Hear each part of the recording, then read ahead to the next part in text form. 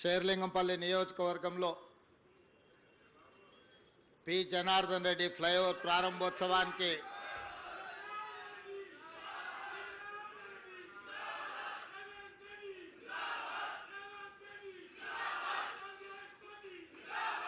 సభాధ్యక్షత వహించిన షేర్లింగంపల్లి శాసనసభ్యులు అరకపూడి గాంధీ గారు,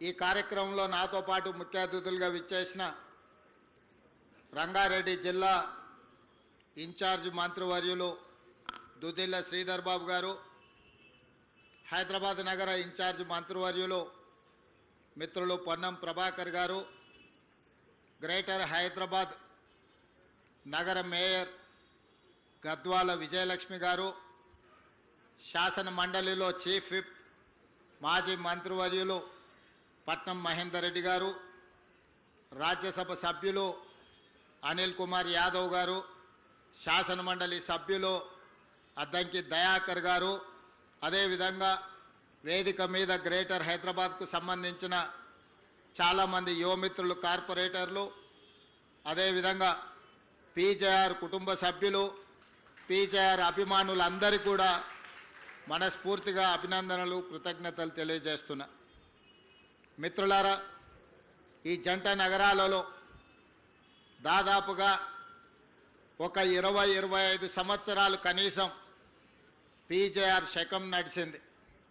ఆనాడు ఇతర ప్రాంతాల నుంచి, ఇతర జిల్లాల నుంచి, ఇతర రాష్ట్రాల నుంచి ఈ నగరానికి ఉపాధి కోసం, జీవనోపాధి కోసం ఎవరు వచ్చినా వాళ్ళు నివసించడానికి నిల్వ నీడనిచ్చిన ఈ నగరంలో ఎక్కడైనా ప్రభుత్వ స్థలంలో వాళ్ళు సొంతంగా పేదవాళ్ళు ఒక చిన్న ఇల్లు కట్టుకున్నా, అదేవిధంగా ఉద్యోగ సంఘాలు లేదా ప్రైవేట్ వ్యక్తులు చిన్న చిన్న కాలనీలు కట్టుకొని మౌలిక వసతులు లేకపోయినా, లేదా వలస వచ్చిన వాళ్ళ మీద ఎవరైనా అన్యాయంగా దౌర్జన్యాలు చేస్తే ఆనాడు పీజేఆర్ గారు పిలిస్తే పలికే నాయకుడిగా ఈ పేదలందరికీ అండగా నిలబడ్డాడు.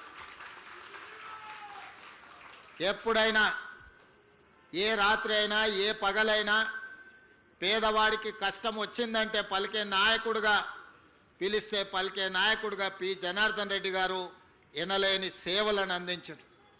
వారు జంట నగరాలకే కాదు, ఆనాడు ఉమ్మడి ఆంధ్రప్రదేశ్లో కార్మిక నాయకుడిగా అటు విశాఖపట్నం కావచ్చు, విజయనగరం కావచ్చు, తిరుపతి కావచ్చు, లేదా కర్నూలు ప్రాంతంలో ఉండే కార్మికుల కోసము, జంట నగరాలలో ఉండే కార్మికుల కోసం నిరంతరం వారు శ్రమ చేస్తూ పేదవాళ్ళకు అండగా నిలబడి వారు ఒక గొప్ప పేరు, కీర్తిని సంపాదించి పెట్టిండ్రు. అదేవిధంగా 1994 నుంచి 99 వరకు సిఎల్పి నాయకులుగా వారు చేసిన పోరాటం ఎప్పటికీ జంట నగర వాసులు మర్చిపోరు. ఆనాడు ముఖ్యంగా ప్రధానంగా 1989 నుంచి 92 వరకు దోమల్గూడలో ఉన్న ఏవీ కాలేజీలో నేను విద్యార్థిని, నేను డిగ్రీ చదువుకునేటప్పుడు ఆ దోమల్గూడ ఏవీ కాలేజ్ పక్కనే పి జనార్దన్ రెడ్డి గారి ఇల్లు ఉండేది. ఏ రోజు మేము కాలేజీకి వెళ్తున్నా వందలాది మంది పీజేఆర్ గారి ఇంటి ముందల పేదవాళ్ళు వారిని కలవడానికి, వారి సమస్యల్ని చెప్పుకోవడానికి వాళ్ళు ఎప్పుడూ పీజేఆర్ని కలిసేది. ఎప్పుడు చూసినా జనాల సందడితోనే పీజేఆర్ గారి ఇల్లు సమస్యల పరిష్కారానికి ఒక జనతా గ్యారేజ్ లాగా ఆనాడు పీజేఆర్ గారి ఇల్లు దోమల్గూడలో పేదలకు ఒక ధైర్యంగా పీజేఆర్ గారి నివాసం ఆ రోజు పేదలకు అండగా ఉండే. ఆనాడు విద్యార్థిగా పి జనార్దన్ రెడ్డి గారు మంత్రిగా ఉన్నప్పుడు పి జనార్దన్ రెడ్డి జంట నగరాల సమస్యల కోసం పోరాడుతున్నప్పుడు వారిని చూడడం జరిగింది. ఇదే కాదు, వారు ప్రతిపక్షంలో ఉన్నప్పుడు హైదరాబాదు నగర దాహార్తిని తీర్చడానికి హైదరాబాదు నగరంలో తీవ్రమైన నీటి ఎద్దడి సమస్య ఉండేది. ఎండాకాలం వచ్చిందంటే సచివాలయం ముందు కుండల ప్రదర్శన ఉండేది. వేలాది మంది మహిళలు అక్కడ పీజేఆర్ గారి నాయకత్వంలో ధర్నాలు చేసేది. ఆనాటి ప్రభుత్వం మీద పీజేఆర్ గారు చేసిన పోరాటం వల్ల కృష్ణానది జలాలను తీసుకొచ్చి నాగార్జున సాగర్ నుంచి హైదరాబాద్కి కృష్ణానది జలాలను తరలించి హైదరాబాదు నగర ప్రజల దాహార్తిని తీర్చడానికి ఆనాడు పీజేఆర్ గారు చేసిన పోరాటమే ఈరోజు హైదరాబాదు నగర ప్రజల యొక్క దాహార్తిని తీర్చే అవకాశంగా ఏర్పడ్డది. ఆనాడు వారి పోరాటమే భవిష్యత్తులో గోదావరి జలాలు, మంజిరా జలాలు, సింగూరు జలాలు, కృష్ణానది జలాలను తీసుకొచ్చి దాదాపుగా 1,20,00,000 మంది జనాభా ఉన్న ఈ నగరానికి ఈరోజు తాగునీటి సమస్యను తీర్చడం జరిగింది. దానికి ప్రతి పేదవాడు ఇవాళ నగరంలో ఎవరైతే సురక్షితమైన మంచినీటిని తాగుతున్నారో వాళ్ళందరూ కూడా పీజేఆర్ గారిని గుర్తు చేసుకొని స్మరించుకోవాల్సిన సందర్భం. అదేవిధంగా ఖైరతాబాద్ శాసనసభ నియోజకవర్గం అంటే ఆనాడు దేశంలోనే పేరెన్నికగానే, నాకు తెలిసి దేశంలోనే అత్యధిక జనాభా, అత్యధిక ఓటర్లు ఉన్న శాసనసభ నియోజకవర్గం కింద ఆనాడు ఖైరతాబాద్ శాసనసభ నియోజకవర్గం ఉన్నది. 2004 ఎన్నికల సందర్భంగా నాకు తెలిసినంత వరకు ఖైరతాబాద్ శాసనసభ నియోజకవర్గం 7.5 లక్షల ఓట్లతోని ఆనాడు ఖైరతాబాద్ నియోజకవర్గం ఉన్నది. అయితే ఈరోజు హైటెక్ సిటీగా మనం చెప్పుకునే ఈ ప్రాంతం అభివృద్ధి పదం వైపు నడిచి ప్రపంచ దిగ్గజ కంపెనీలకు ఇవాళ వేదికైన ఈ షేర్లింగంపల్లి, గచ్చిబౌలి ప్రాంతం ఆనాడు ఖైరతాబాదు శాసనసభ నియోజకవర్గంలో ఒక భాగమే అన్న సంగతి ఇవాళ మనం అందరం గుర్తు చేసుకోవాల్సిన అవసరం ఉన్నది. మిత్రులారా, ఈరోజు మనం హైటెక్ సిటీ అని పిలిచే ఈ హైటెక్ సిటీ 1992లో పీజేఆర్ గారు మంత్రి ఉన్నప్పుడు, నేదురుమల్లి జనార్దన్ రెడ్డి గారు ముఖ్యమంత్రిగా ఉన్నప్పుడు, పెద్దలు పివి నరసింహారావు గారు ప్రధానమంత్రిగా దేశానికి సేవలు అందించినప్పుడు రాజీవ్ గాంధీ టెక్నాలజీ పార్కు కింద ఇక్కడ హైటెక్ సిటీకి మొట్టమొదట పునాది రాయేసి ఆనాడు ప్రారంభోత్సవ కార్యక్రమం పి జనార్దన్ రెడ్డి గారి నేతృత్వంలోనే పునాది రాయబడ్డది. ఆ తర్వాత కాలాంతరంలో దాన్ని మహారాష్ట్రకు తరలించాలని కుట్రలు జరుగుతూ కూడా పీజేఆర్ గారు అడ్డంబడి ఆ హైటెక్ సిటీని ఆనాడు రాజీవ్ గాంధీ టెక్నాలజీ పార్క్గా పిలిచిన ఆ సాంకేతిక నైపుణ్యాన్ని ఇక్కడనే వారు ఆపినారు. ఆ తర్వాత వచ్చిన ఆంధ్రప్రదేశ్ ముఖ్యమంత్రిగా చంద్రబాబు నాయుడు గారు బాధ్యతలు చేపట్టిన తర్వాత 1998లో రాజీవ్ గాంధీ టెక్నాలజీ పార్కును హైటెక్ సిటీగా మార్చి ఆనాటి ప్రధానమంత్రి అటల్ బిహారీ వాజ్పేయి గారిని పిలిపించి పెద్ద ఎత్తున అక్కడ అభివృద్ధి కార్యక్రమాలు తీసుకొచ్చి ఆనాడు సైబరాబాదు ప్రణాళికలు రచించి చంద్రబాబు నాయుడు గారు ఈ ప్రాంతాన్ని అభివృద్ధిని ఇంకొక స్థాయికి తీసుకెళ్లడానికి వారి కృషి చేసిండ్రు. ఆనాడు పివి నరసింహారావు గారు ప్రధానమంత్రిగా ఉన్నప్పుడు, పి జనార్దన్ రెడ్డి, నేదురుమల్లి జనార్దన్ రెడ్డి గారు మంత్రిగా ముఖ్యమంత్రిగా ఉన్నప్పుడు వేసిన శిలాఫలకమే పునాది రాయే ఆ తర్వాత హైటెక్ సిటీగా మారింది. అటల్ బిహారీ వాజ్పేయి, చంద్రబాబు నాయుడు గారి నేతృత్వంలో ఈరోజు ఈ ప్రాంతం అంతా విస్తరించింది. ఇవాళ ఈ ప్రాంతంలో ప్రపంచ దేశాలలో దిగ్గజ కంపెనీలైన అది గూగుల్ కావచ్చు, ఇన్ఫోసిస్, మైక్రోసాఫ్ట్ కావచ్చు, ఇట్లా చెప్పుకుంటూ వెళ్తే 500 ఫార్చ్యూన్ కంపెనీలలో 85 ఫార్చ్యూన్ కంపెనీలు ఇవాళ ఈ ప్రాంతంలో షేర్లింగంపల్లి నియోజకవర్గంలో వాటి కార్యక్రమాలు కొనసాగిస్తున్నాయంటే ఆనాటి ప్రధానమంత్రులు పివి నరసింహారావు గారు, అటల్ బిహారీ వాజ్పేయి గారు తీసుకున్న నిర్ణయమే ఈ రోజు ఈ నగరం ఒక మహానగరంగా రాణించడమే కాదు, ప్రపంచ దేశాలలో ఉన్న దిగ్గజ కంపెనీలు ఇవాళ ఈ ప్రాంతానికి వచ్చినాయి. లక్షలాది మంది నిరుద్యోగ యువకులకు ఉద్యోగ ఉపాధి అవకాశాలు కల్పించినాయి. ఇదే కాదు, ఇవాళ ఈ తెలంగాణ ఆర్థిక ఆదాయంలో దాదాపుగా 60-65% నగరం నుంచే ఆదాయం వస్తుంది. ఆ ఆదాయమే ఈరోజు తెలంగాణ రాష్ట్ర అభివృద్ధికి మనం వినియోగించుకుంటున్నాం. మరి అలాంటిది ఈ నగరాన్ని ఇంకా గొప్ప నగరంగా తీర్చిదిద్దాలన్న ఆలోచన మళ్ళీ శ్రీమతి సోనియా గాంధీ గారి నేతృత్వంలో ఏర్పడ్డ తెలంగాణ రాష్ట్రంలో ప్రజాపాలన ఇందిరమ్మ రాజ్యం వచ్చిన తర్వాత 2023 డిసెంబర్ 7 నాడు మళ్ళీ అదే సంకల్పంతో అభివృద్ధి పదం వైపు నడిపించాలని మేము ముందుకు వచ్చినాం. దాంట్లో భాగంగా అరకపూడి గాంధీ గారు కావచ్చు, మహేందర్ రెడ్డి గారు కావచ్చు, గద్వాల విజయలక్ష్మి గారు కావచ్చు, డిప్యూటీ మేయర్ కావచ్చు, లేదా వేదిక మీద ఉన్న చాలా మంది కార్పొరేటర్లు ఈ నగర అభివృద్ధిలో భాగస్వాములం అవుతాం, మీకు అండగా నిలబడతాం, మీరు చేసే ప్రయత్నానికి మేము సంపూర్ణంగా సహకరిస్తామని చెప్పి ఈరోజు ఈ ప్రజాప్రతినిధులందరూ కూడా ముందుకు వచ్చి ప్రభుత్వం చేసే అభివృద్ధి కార్యక్రమాల్లో భాగస్వాములు అవ్వడమే కాదు, వాళ్ళ అనుభవాలను, వాళ్ళ సూచనలను ఈరోజు ప్రభుత్వానికి అందిస్తున్నారు. వాళ్ళందరూ అభివృద్ధిలో భాగస్వాములు కావాలి. ఈ నగరం ఒక గొప్ప నగరంగా అభివృద్ధి చెందాలి. ఈ నగరం బెంగళూరుతోనో ఢిల్లీతోనో ముంబైతోనో చెన్నైతోనో పోటీ కాదు. ఈ నగరం న్యూయార్క్తోనో టోక్యోతోనో జపాన్తోనో పోటీ పడాలి, సింగపూర్ అంత గొప్పగా ఎదగాలి అని వీళ్ళందరూ ముందుకొచ్చి ఈనాడు ఈ ప్రభుత్వానికి అండగా నిలబడి ముందుకు వెళ్తున్నారు. ఎప్పుడైనా మంచి పనులు చేసేటప్పుడు ఇవాళ వీళ్ళే కాదు, ఆనాడు దేవతలు యజ్ఞాలు చేసినప్పుడు కూడా రాక్షసులు వచ్చి ఆ యజ్ఞానికి భంగం కలిగించడానికి ప్రయత్నం చేసిండ్రు. అంత మాత్రాన దేవతలు చేసే యజ్ఞాన్ని ఎక్కడ వాళ్ళ అవంతరాలు కల్పించిన ఆగిపోలేదు.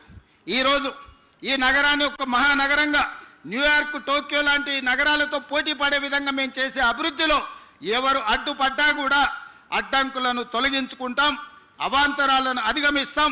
ఈ నగరాన్ని గొప్ప నగరంగా తీర్చిదిద్దడానికి ప్రణాళికలు తీసుకొని తెలంగాణ రైజింగ్ 2047 ప్రణాళికతోని ఈరోజు ముందుకు వెళ్ళాలని మేము నిర్ణయం తీసుకున్నాం. ఇవాళ ఇక్కడున్న ఫ్లోర్ లీడర్ రాజశేఖర రెడ్డి గారు కావచ్చు, మిగతా వాళ్ళందరూ కూడా మన ప్రణాళికల్ని ప్రజలకు తీసుకెళ్ళండి. మీరే ఈ కార్పొరేటర్లు, ఈ జంట నగరాల్లో ఉన్న ఈ శాసనసభ్యులే ప్రజలకు వివరించండి. ఈరోజు ప్రజలకు అభివృద్ధి కావాలి, ప్రజలకు రాజకీయాలతో సంబంధం లేదు. ప్రభుత్వానికి కూడా ఇప్పుడు రాజకీయాలు చేరుకోవాలనుకోవట్లేదు. ఎన్నికలు వచ్చినప్పుడే రాజకీయాలు, ఇప్పుడు అభివృద్ధిని చెయ్యడమే మా బాధ్యతగా భావిస్తున్నాం. అందుకే ఈరోజు ఔటర్ రింగ్ రోడ్డు ఇన్సైడ్ ఏదైతే హైదరాబాద్ నగరం ఉందో కోర్ అర్బన్ రీజన్గా ఇవాళ తీర్చిదిద్దాలని, ఔటర్ రింగ్ రోడ్డు నుంచి ఈరోజు రీజనల్ రింగ్ రోడ్డు దాదాపుగా 363 కిలోమీటర్లతోని రీజనల్ రింగ్ రోడ్డుని ఇవాళ RRRను మనం ప్రణాళిక చేసినాం.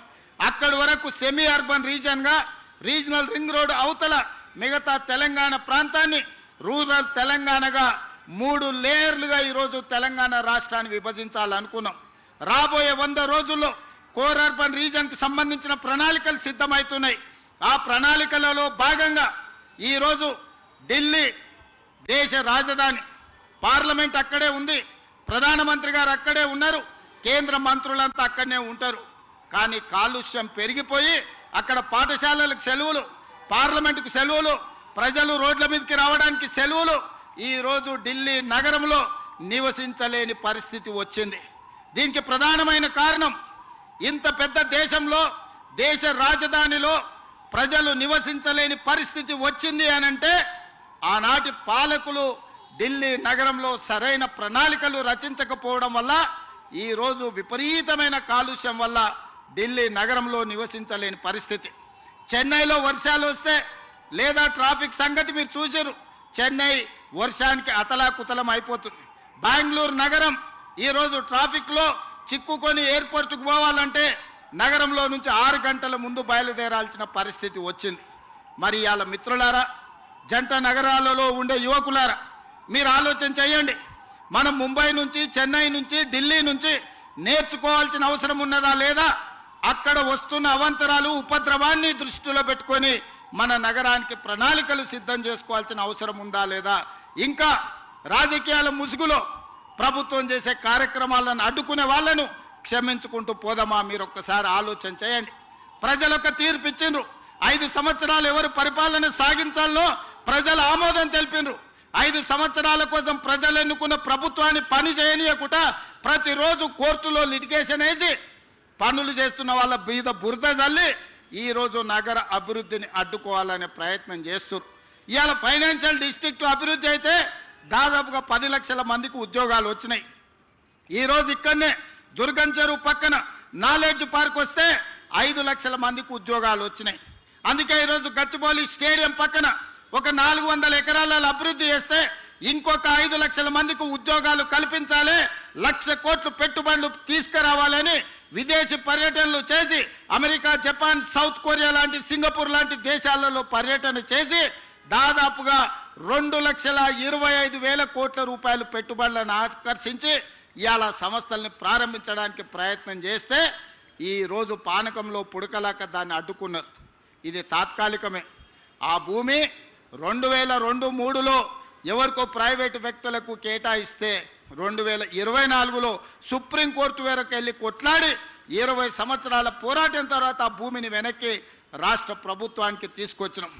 ఈరోజు ఎవరో కొందరు అవాంతరాలు, అడ్డంకులు కల్పించినంత మాత్రాన ప్రభుత్వం వెనక్కి తగ్గదు. చట్ట సభలలోనే కాదు, న్యాయస్థానాలలో న్యాయం కోసం కొట్లాడి ఆ స్థలాన్ని మళ్ళీ వెనక్కి తీసుకొచ్చి పెద్ద ఎత్తున ఐటీ కంపెనీలను అక్కడ ప్రారంభించడమే కాదు లక్షలాది ఉద్యోగాలను కల్పించే ప్రయత్నము మన ప్రభుత్వం చేస్తుంది. ఇదే కాదు ఇవాళ జంట నగరాలలో ఉన్న కాలుష్యాన్ని మనం తగ్గించుకోవాలి. ఇవాళ కాలుష్యమే యమపాశమై మన ప్రాణాలు తీసుకుంటుంది. ఇవాళ చాలా మంది మీరు చూస్తున్నారు నగరంలో కాలుష్యం ఎట్లా పెరుగుకుంటూ పోతుందో. అందుకే నాలాల అడ్డంకులు తొలగిస్తున్నాం, చెరువుల కబ్జాలకు విముక్తి కలిగిస్తున్నాం, రోడ్ల వెడల్పు కార్యక్రమాలు చేస్తున్నాం, ఫ్లైఓవర్ బ్రిడ్జ్లు కడుతున్నాం, అండర్ పాసులు కడుతున్నాం. ఈ రోజు ఎక్కడ ఏమి కావాలన్నా రాబోయే 100 సంవత్సరాలకు ఈ నగరం ఏ విధంగా ప్రజలకు ఉండాలో ఈరోజు బ్రహ్మాండమైన ప్రణాళికలతో ముందుకు వస్తున్నాం. మా మిత్రులు పొన్నం ప్రభాకర్ గారికి నేను ఆదేశాలు ఇచ్చిన నగరంలో ఆర్టీసీ బస్సులు డీజిల్ బస్సులు ఎక్కువ కాలుష్యాన్ని వెదజల్లుతున్నాయి. ఈ నగరంలో 3000 ఆర్టీసీ బస్సులు తిరుగుతున్నాయి. ఈ డీజిల్ 3000 ఆర్టీసీ బస్సులను ఔటర్ రింగ్ రోడ్డు లోపల వద్దు, బయటికి జిల్లాలకు తరలించండి. ఈ నగరంలో మొత్తం 3000 ఎలక్ట్రిక్ వెహికల్స్ ఎలక్ట్రిక్ ఆర్టీసీ బస్సులను మీకు ఇస్తామని చెప్పి కేంద్ర ప్రభుత్వంతో మాట్లాడి రాబోయే సంవత్సరం లోపల నగరంలో మొత్తం డీజిల్ బస్సులను నగరం అవతలికి తరలించడమే కాదు 3000 ఎలక్ట్రిక్ బస్సులను నగరానికి అందించి కాలుష్యాన్ని తగ్గించే ప్రయత్నం చేస్తాం. ఇదే కాదు ఈరోజు ఆటోలలో కూడా డీజిల్తో పాటు కిరోసిన్ లేకపోతే పెట్రోల్తో నడుపుతున్నారు. ఇవి కూడా కాలుష్యం పెంచుతున్నాయి. అందుకే నగరంలో ఆటోల కొనుగోలుని గత ప్రభుత్వం నిషేధించింది. కానీ నేను వచ్చిన తర్వాత నిషేధాన్ని సడలించి ఎలక్ట్రిక్ ఆటోలు కొనుక్కున్నా లేకపోతే మన సిఎన్జి ఆటోలను కొనుక్కున్నా మళ్ళా ఆటో కార్మికులకు కొత్త ఆటోలు కొనుక్కోవడానికి ఈరోజు అనుమతిస్తున్నాం. ఇవాళ ఆటో కార్మికులకు నేను విజ్ఞప్తి చేస్తున్నా, మీ డీజిల్ ఆటోలను తీసేయండి, ఎలక్ట్రిక్ ఈవీ ఆటోలు కొనుక్కోండి. ప్రభుత్వం వైపు నుంచి కూడా మీకు సహకారం అందించే బాధ్యత తీసుకోవటం. అదేవిధంగా ఊబర్ ఓలా ఆర్టీసీ మీ ట్యాక్సీలు నడుపుతున్న కార్ల వాళ్ళకు కూడా ఈరోజు ఏ కారు కొనుక్కున్నా ₹1 కూడా రిజిస్ట్రేషన్ ఛార్జెస్ వాటి మీద పన్నులు లేవు. ఈరోజు ఎలక్ట్రిక్ వెహికల్స్ ఎవ్వరు కొనుక్కున్నా అదానీ అంబానీలు టాటాలు బిర్లాలు హైదరాబాద్లో ఎలక్ట్రిక్ వెహికల్ కొనుక్కున్నా వాళ్ళ మీద ₹1 కూడా పన్ను లేదు. 100% పన్ను రద్దు చేసినాం. ఎందుకు అంటే ఈరోజు కిరాయికి నడిచే ఊలా ఊబరే కాదు పెద్ద పెద్ద బిర్లాలు టాటాలు కూడా ఈరోజు ఈ నగర కాలుష్యాన్ని తగ్గించాలంటే పెట్రోల్ డీజిల్ కార్లు కొనొద్దు అని ఈరోజు ఈవీ వెహికల్స్కి ట్యాక్స్ ఫ్రీ చేసినాం. దేశంలో ఎక్కడ లేదు ఈ విధానం. అందుకే ఈరోజు నగరంలో కొనుక్కునే ప్రతి వెహికల్ ఈవీ వెహికల్ కొనుక్కోండి, మీకు ₹1 కూడా పన్ను పడదు. డైరెక్ట్ కారు కొనుక్కొని రిజిస్ట్రేషన్ చేసుకుంటే సరిపోతే మిగతా ఏ పన్నులు కట్టాల్సిన అవసరం లేదు. అదేవిధంగా నాలాలు కబ్జాలు చేసిండ్రు. దాంతో వర్షాలు వచ్చినప్పుడు మురుగునీరుతో పాటు వర్షపు నీళ్ళన్నీ అడ్డం పడుతున్నాయి. ఇలా చిన్న వర్షం వస్తే రోడ్ల మీద నడుముల లోతు నీళ్లు నిలబడుతున్నాయి. ఎక్కడికక్కడ చెరువులు కబ్జాయని, నాలాలు కబ్జాయని. మరి నీళ్ళు ఎక్కడికి వెళ్ళాలి? నీళ్లు ఉండాల్సిన ప్రదేశంలో మనం అపార్ట్మెంట్స్ కట్టుకుంటే మనం ఉండాల్సిన ప్రాంతాన్ని నీళ్లు ఆక్రమించుకుంటున్నాయి. నీళ్లు రోడ్ల మీదకి రాలే. నీళ్లు ఉండాల్సిన చెరువులను కుంటలను నాలాలను మనం కబ్జా పెట్టుకుంటే ఆ నీళ్లు ఎక్కడికి పోవాలనో తెలవక నగర రోడ్ల మీదకి నీళ్లు వస్తున్నాయి. అందుకే ఈరోజు హైడ్రా ద్వారా అన్యాయంగా ఆక్రమించుకొని ఈ చెరువులలో కడితే వాటిని తొలగించే ప్రయత్నం చేస్తున్నాం. ఆ మధ్యకాలంలో మీరు చూసి ఉంటారు, అక్కినేని నాగార్జున గారు కన్వెన్షన్ విషయంలో ప్రభుత్వం తొలగించింది. తర్వాత నాగార్జున గారు గుర్తించి వారే స్వయంగా ముందుకొచ్చి 2 ఎకరాలు అక్కడ చెరువుకు స్వయంగా వారే నన్ను కలిసి అప్పచెప్పి నగర అభివృద్ధిలో నేను ఒక హీరోగా ముందుంటా, మీరు ఒక మంచి సంకల్పంతో ఈరోజు ఆ చెరువును మీరు అభివృద్ధి చేస్తున్నారని చెప్పి 2 ఎకరాల స్థలాన్ని నాగార్జున గారు వాలంటీర్గా ముందుకొచ్చి ఈరోజు మనకు వారు హ్యాండ్ ఓవర్ చేయడం జరిగింది. ఈరోజు బతుకమ్మ కుంట వి హనుమంతరావు గారు ఎప్పుడు అంబర్పేట చౌరస్తాలో బతుకమ్మ కుంట గురించి 40 ఏళ్ళు కొట్లాడాడు. 40 ఏళ్ళ కేసును హైకోర్టులో కొట్లాడి ఇవాళ బతుకమ్మ కుంటను 6 ఎకరాలు బీఆర్ఎస్ నాయకులు ఆక్రమించుకుంటే ఆ కబ్జా నుంచి విడిపించి ఇవాళ బతుకమ్మ కుంటను తయారు చేస్తున్నాం. వచ్చే బతుకమ్మ కుంట అంబర్పేటలో మా ఆడబిడ్డలతో ఆడిపించే కార్యక్రమాలు తీసుకెళ్తున్నాం. ఇవాళ మిత్రులారా, కోర్ అర్బన్ రీజన్ కావచ్చు, సెమీ అర్బన్ రీజన్ కావచ్చు, రూరల్ తెలంగాణ కావచ్చు, ఒక ప్రణాళికబద్ధంగా డిసెంబర్ 9th లోపల మన విజన్ డాక్యుమెంట్ను రిలీజ్ చేసి తెలంగాణని 100 సంవత్సరాలకు అవసరమైన అభివృద్ధి కోసం ఈరోజు ప్రణాళికలు చేస్తున్నాం. ఇదే కాదు, అక్కడ ఎయిర్పోర్ట్ ఉంది, ఇక్కడ నగరం ఉంది. కానీ ఎయిర్పోర్ట్కు అవతలి వైపు విశాలమైన లక్షలాది ఎకరాల భూములు ఉన్నాయి. అందుకే అక్కడ 30,000 ఎకరాలల్లా భారత్ ఫ్యూచర్ సిటీ అని ఒక గొప్ప నగరాన్ని నిర్మించాలని ఎయిర్పోర్ట్ నుంచి మెట్రో రైలుతో పాటు పెద్ద హైవే కారిడార్స్ వేసి ఈరోజు ఒక నగరాన్ని మనం నిర్మించుకోబోతున్నాం. ప్రపంచంతోనే పోటీ పడే నగరాన్ని అక్కడ స్పోర్ట్స్ యూనివర్సిటీ, అదే విధంగా ఆర్టిఫిషియల్ ఇంటెలిజెన్స్ కు సంబంధించిన ఇన్వెస్ట్మెంట్స్, అదే విధంగా ఫార్మా కంపెనీలకు నాన్ పొల్యూటెడ్ ఇండస్ట్రీస్ కోసం, ఐటీ కంపెనీల కోసం, అదే విధంగా ప్రజలు నివసించడానికి అవసరమైన ఒక్క గొప్ప నగరాన్ని ఈరోజు అక్కడ నిర్మించుకోబోతున్నాం. 30,000 ఎకరాలల్లా దాదాపుగా 20,000 ఎకరాలు ఓపెన్ ఏరియా, ఒక 15,000 ఎకరాలు అయితే మొత్తం ఫారెస్ట్ కిందనే డెవలప్ చేస్తున్నాం. ఎందుకంటే ఈరోజు కాలుష్యం లేని నగరాన్ని నిర్మించాలి, నెట్ జీరో సిటీని నిర్మించాలని 30,000 ఎకరాలల్లా దాదాపుగా 15,000 ఎకరాలను పార్కుల కిందనే వదిలేస్తున్నాం. మిగతా 15,000 ఎకరాలలో రోడ్లు ఇతర అభివృద్ధిని చేసుకుంటూ ఒక గొప్ప నగరానికి ఈరోజు ప్రణాళిక చేస్తున్నాం. ప్రపంచమంతా ఈరోజు భారత్ ఫ్యూచర్ సిటీ వైపు చూస్తుంది. ఆనాడు చంద్రబాబు నాయుడు గారు లేకపోతే ఇతరులు, ఆ తర్వాత రాజశేఖర రెడ్డి గారు ఈ సైబరాబాద్ను హైటెక్ సిటీ ప్రాంతాన్ని అభివృద్ధి చేస్తామంటే అందరు నవ్విండ్రు. ఇది అయ్యేదేనా? ఔటర్ రింగ్ రోడ్డు వచ్చేదేనా? అంతర్జాతీయ ఎయిర్పోర్టు పూర్తి అయ్యేదేనా అని. కానీ ఇవాళ మిత్రులారా, మీ కల్లారా చూస్తున్నారు ఈ అభివృద్ధిని. ఔటర్ రింగ్ రోడ్డును చూసారు, అంతర్జాతీయ ఎయిర్పోర్టును చూసారు, హైటెక్ సిటీని చూసారు, గచ్చిబౌలి చౌరస్తాను చూసారు. ఒకనాడు ఈ ప్రాంతానికి రావాలంటే 6 తర్వాత ఊరికి పోయినట్టు ఉండేది. ఇవాళ నగరమే ఇక్కడ ఉన్నది, అక్కడున్న నగరం నిద్రపోతుంది 9 తర్వాత. ఇక్కడ 24 గంటలు ఉద్యోగ ఉపాధి అవకాశాలతోని తలతల మెరుస్తుంది. ఈ ప్రాంతం కలకలలాడుతుంది. ఈ ప్రాంతం నుంచే ఈరోజు రాష్ట్రానికి అత్యధికంగా పన్నులు వసూలవుతున్నాయి. ఈ ప్రాంతాన్ని అభివృద్ధి చేయడం మా బాధ్యత. మా మిత్రుడు అరకపూడి గాంధీ గారు ఈ ప్రాంతానికి ఏం ప్రణాళికలు తీసుకొచ్చినా మా కమిషనర్ గారికి, మా హెచ్ఎండిఏ కమిషనర్కు, మున్సిపల్ కమిషనర్కు, ఎంఏయుడి ప్రిన్సిపల్ సెక్రటరీకి, అదేవిధంగా మెట్రో వాటర్ వర్క్స్ వాళ్ళకు ఆదేశాలు ఇచ్చిన ఈ ప్రాంతానికి అవసరమైన నిధులకు మీరు ఎక్కడ కూడా ఆపాల్సిన అవసరం లేదు. ఎందుకంటే ఒకనాటి ఖైరతాబాదు 7 అసెంబ్లీలు అయింది. ఇవాళ Quthbullapur, Cantonment, Kukatpally, Serilingampally, Khairatabad, Jubilee Hills, అంబర్పేటలో కొంత భాగం, ఇవన్నీ ఆనాడు పీజేఆర్ గారు నాయకత్వం వహించిన ఖైరతాబాద్ నియోజకవర్గం 7 అసెంబ్లీలు అయింది. ఇవాళ షేర్లింగం అది 2009లో. మరి 2009కి 2029కి ఒకే రకమైన పోలిక ఉంది. ఆనాడు పీజేఆర్ గారు నాయకత్వం వహించిన ఖైరతాబాద్ 7 అసెంబ్లీలు అయి 7 మందిని ఎమ్మెల్యేలు చేసింది. ఈరోజు మా మిత్రుడు అరకపూడి గాంధీ నాయకత్వం వహించే షేర్లింగంపల్లి కనీసం 4 అసెంబ్లీలు అవుతుంది 29లో. నియోజకవర్గాల పునర్విభజన జరగబోతుంది. నియోజకవర్గాల పునర్విభజన 2029లో జరగబోతుంది.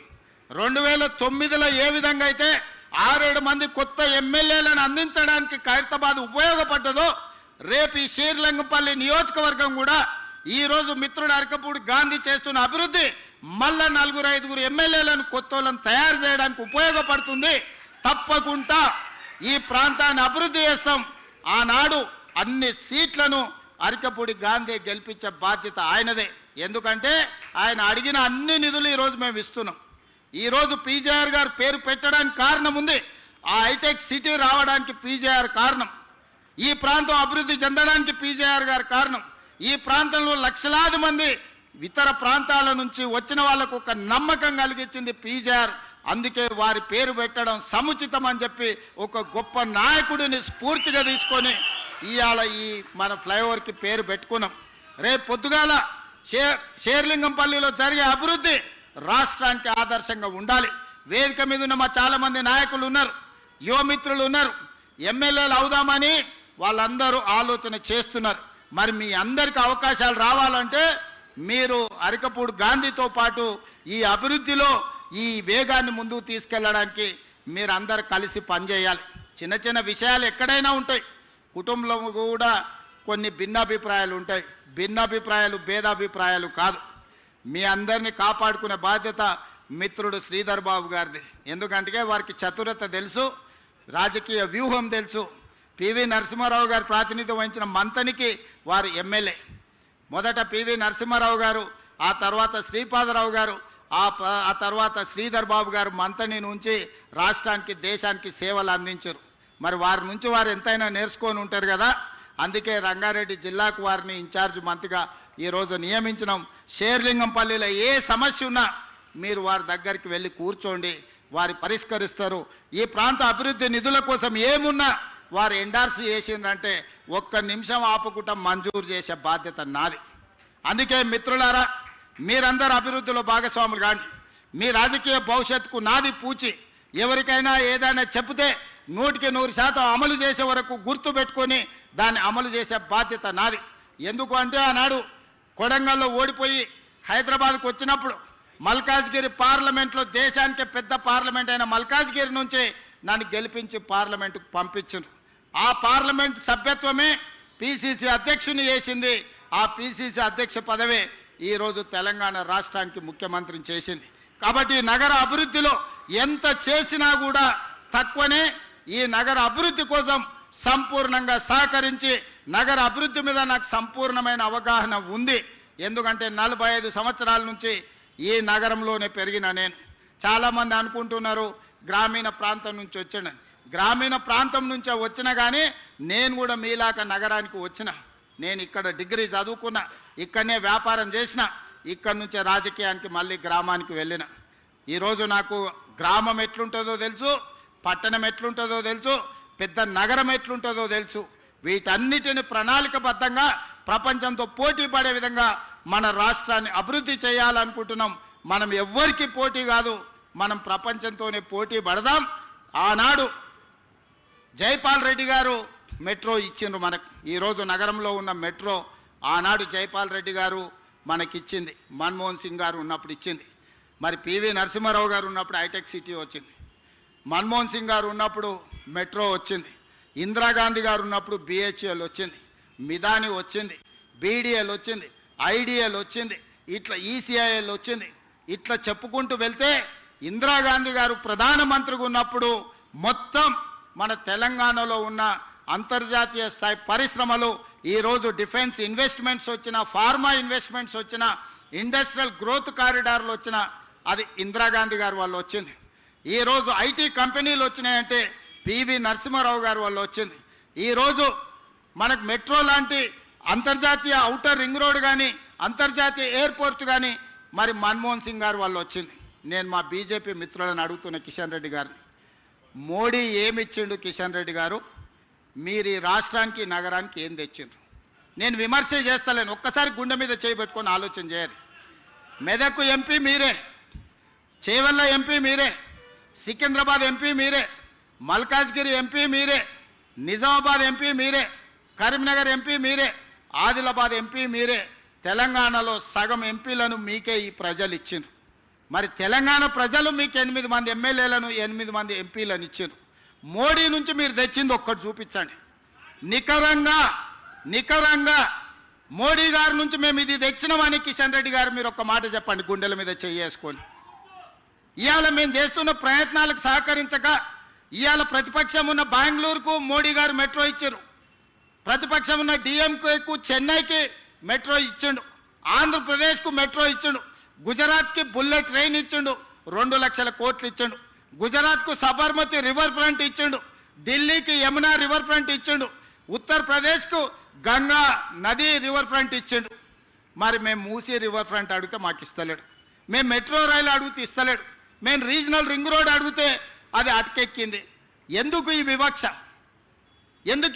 కిషన్ రెడ్డి గారు మీరు ఆలోచన చేయాలి కదా కేంద్ర మంత్రిగా. మేము చెప్పినాం కదా, మీ ఎంబడి వస్తాం, మీరు మమ్మల్ని తీసుకెళ్ళండి, భేషజాలు లేవు, నగర అభివృద్ధి చేసుకుందాం, తెలంగాణ ప్రాంతాన్ని అభివృద్ధి చేసుకుందాం, మేము మీతో కలిసి వస్తామన్నాం. దాదాపుగా 30-35 సార్లు ఢిల్లీకి పోయినా, ప్రధానమంత్రిని కలిసిన, అమిత్ షా గారిని కలిసిన, అందరు మంత్రులను కలుస్తున్నా. నేను కలువని మంత్రి లేడు, చెయ్యని విజ్ఞాపన లేదు. రేపు కూడా అమిత్ షా గారు వస్తున్నారు.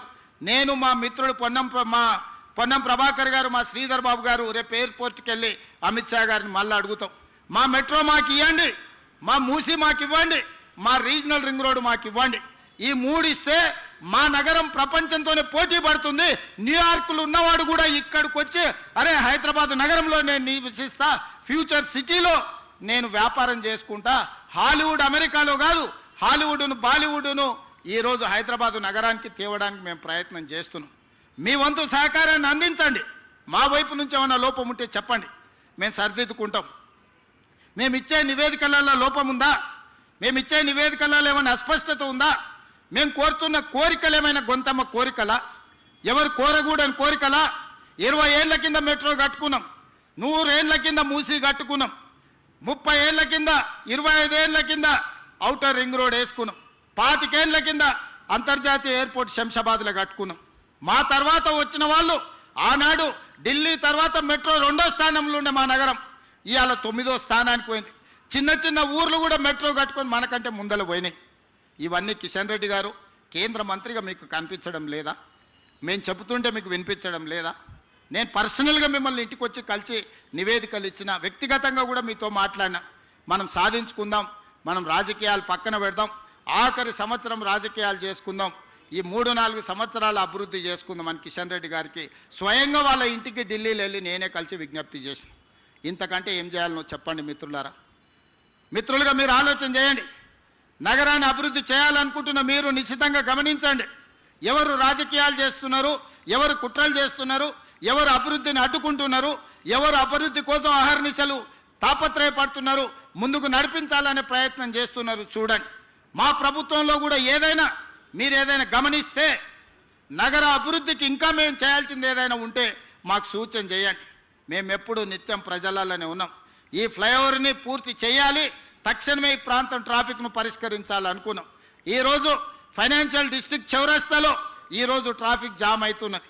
అక్కడ మొత్తం ఫ్లైఓవర్లు కట్టి నియోపోలిస్ వరకు మొత్తం రోడ్లు వేయాలని ఈరోజు ప్రణాళికలు చేసినాం. ఈ ఆర్థిక విప్లవాన్ని తీసుకొచ్చింది మన్మోహన్ సింగ్ గారు. అందుకే ఆ ఫైనాన్షియల్ డిస్ట్రిక్ట్ చౌరస్తాలో పెద్ద ఎత్తున మన్మోహన్ సింగ్ గారి జ్ఞాపకార్థం పెద్ద స్టాచ్యూను వారి మెమరీని ఈరోజు వారి జ్ఞాపకార్థంగా మనం కట్టుకోవాలనుకుంటున్నాం. అదేవిధంగా మిత్రుడు గాంధీ పీజేఆర్ గారి విగ్రహాన్ని కూడా ఈ ప్రాంతంలో పెట్టాలన్నాడు. మీరు సరైన ప్రాంతాన్ని సూచించండి. పీజేఆర్ గారి విగ్రహం పెట్టుకుంటే ఒక స్ఫూర్తి. పీజేఆర్ గారి విగ్రహం చూస్తే నాయకుడు ఎట్లుండాలనో, పేదోళ్ళకి ఎట్లా అండగా నిలబడాలనో పీజేఆర్ గారిని చూస్తే ఒక స్ఫూర్తినిస్తుంది. నగరంలో పేదలకు ఒక విశ్వాసం వస్తుంది. అట్లాంటి పీజేఆర్ గారి విగ్రహం పెట్టడం అంటే మాకందరికీ సంతోషకరం.